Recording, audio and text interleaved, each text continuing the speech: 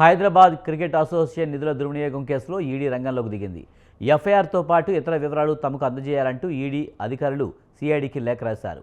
అవి అందిన తర్వాత ఈడీ మరో కేసు నమోదు చేయనుంది. ఫోర్జరీ, మోసం వంటి నేరాలకు సంబంధించి సిఐడి దర్యాప్తు చేస్తుండగా ఇందులో నిధుల దుర్వినియోగం, మళ్లింపు అంశాల్లో ఈడీ దర్యాప్తు చేస్తుంది.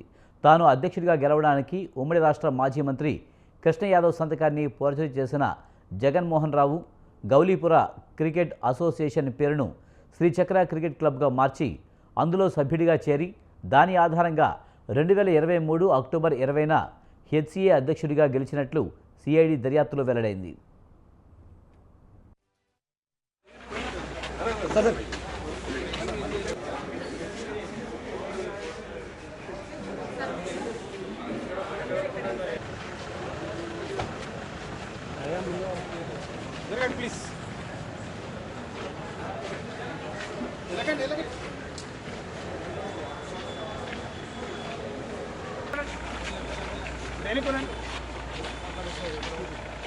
ప్లీజ్ ఎన్నుకోండి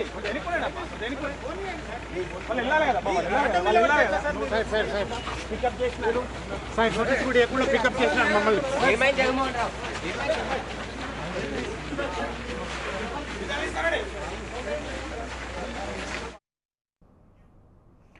దీంతోపాటు బీసీసీఐ మంజూరు చేస్తున్న నిధుల దుర్వినియోగం, ఐపీఎల్ పాసుల కోసం సన్ రైజర్స్పై ఒత్తిడి తేవడం వంటి అభియోగాలపై సిఐడి కేసు నమోదు చేసింది.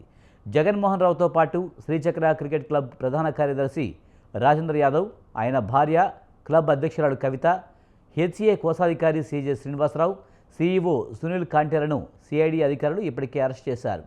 బీసీసీఐ నుంచి పెద్ద మొత్తంలో నిధులు మంజూరు అయ్యాయని, తప్పుడు బిల్లులతో నిందితులు వీటిని తమ ఖాతాల్లోకి మళ్లించుకున్నారని దర్యాప్తు సంస్థలు అనుమానిస్తున్నాయి.